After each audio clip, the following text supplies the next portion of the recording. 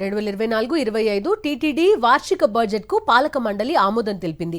5,000 కోట్లకు పైగా టీటీడీ వార్షిక బడ్జెట్ ఉండనుంది. పోర్టు కాంట్రాక్ట్ ఉద్యోగుల స్కిల్ లేబర్ జీతాల పెంపు, వేద పాఠశాలల్లో అధ్యాపకుల జీతాల పెంపుకు ఆమోదం తెలిపింది. టీటీడీలో కొత్త ఉద్యోగాల ఆమోదానికి ప్రభుత్వానికి లేఖ రాసింది పాలక మండలి.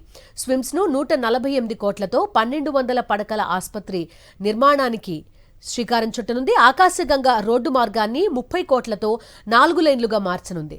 నారాయణవనం భద్రకాళి ఆలయానికి 6.9 కోట్లతో రాజగోపురం నిర్మాణానికి కూడా టీటీడీ బోర్డు ఆమోదం తెలిపింది.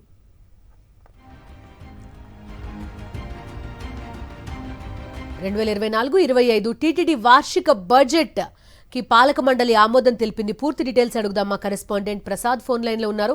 ప్రసాద్, చెప్పండి, స్విమ్స్ తో పాటు పలు అంశాలకి సంబంధించి వార్షిక బడ్జెట్ లో పాలక మండలి ఆమోదం తెలిపినట్టు తెలుస్తోంది. ఎలాంటి వివరాలు ఉన్నాయి మీ దగ్గర?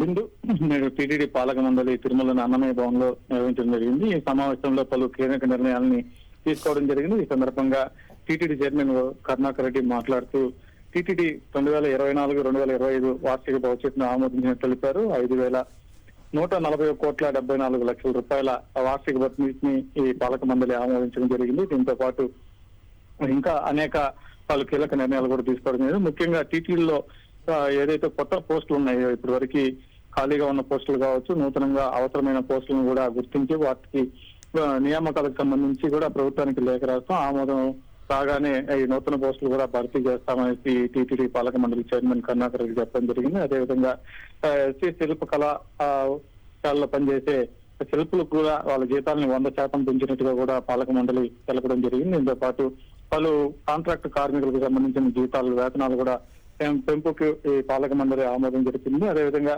కిమ్స్ ఇప్పటి వరకు 300 పడకల గది మాత్రమే ఉండేది. ఇక్కడికి ఎక్కువ మంది రోగులు వస్తుండడం, పడకలు చాలకపోవడంతో దాదాపు 1,200 పడకలను నిర్మించడానికి 148 కోట్ల ఆమోదం కూడా ఈ పాలక మండలి తెలపడం జరిగింది. అదేవిధంగా 15,000 అదనంగా వేద పాఠశాలలో అధ్యాపకులు కూడా ఇస్తామని కూడా ప్రకటించడం జరిగింది. ఇంకా ముఖ్యంగా మనం చూసినట్లయితే నూతనంగా వివాహం చేసుకునే వధువరులకి కోసమని మంగళ సూత్రాలు కూడా విక్రయించాలని పాలక మండలి నిర్ణయం తీసుకుంది. గతంలో 16 సంవత్సరాలకు ముందు సామూహిక వివాహాల పేరుతో టీటీడీ కూడా అక్కడ నూతన వధువులకి తాళబొట్లు పంపిణీ చేసింది. ఇప్పుడు నేడు ఎవరైతే హిందువులందరూ కూడా వివాహం చేసుకోవాలనుకుంటారో వాళ్ళకి సంబంధించి మంగళ సూత్రాలని దాదాపు 5-6 రకాలుగా తయారు చేయించి, వాళ్ళకి అవసరమైన రీతి తయారు చేయించి వాటిని శ్రీవారి పాదాల చెంత ఉంచి ప్రత్యేక పూజలు చేసిన అనంతరం నూతన వధువులకు అందిస్తాం. దీన్ని విక్రయించాలని నిర్ణయం తీసుకుంది. ఇవి 10 గ్రాములు, 5 గ్రాముల డాలర్లుగా వీటిని తయారు చేస్తామని కూడా చెప్పడం జరిగింది. త్వరలోనే భక్తులకు అందుబాటులోకి రానుంది. దీంతో పాటు ఫిబ్రవరి 3, 4, 5 తేదీల్లో తిరుమలలో పీఠాధిపతుల సదస్సును కూడా నిర్వహించాలని గతంలో తీసుకుంది. ఇది 3, 4, 5 తేదీల్లో నిర్వహించడం జరుగుతుంది. దాదాపు ఇప్పటికీ 57 మంది పీఠాధిపతులు ఈ సదస్సుకి హాజరవడానికి తమ సమ్మతిని తెలిపారని కూడా పాల్గొనడం జరిగింది. ఈ సమావేశంలో తీసుకునే నిర్ణయాలని ధార్మిక సదస్సుకి మరింత విస్తృతం చేయడానికి పాలక మండలి సిద్ధంగా ఉందని కూడా టీటీడీ చైర్మన్ కరుణాకర్ రెడ్డి తెలపడం జరిగింది. Okay Prasad, thank you.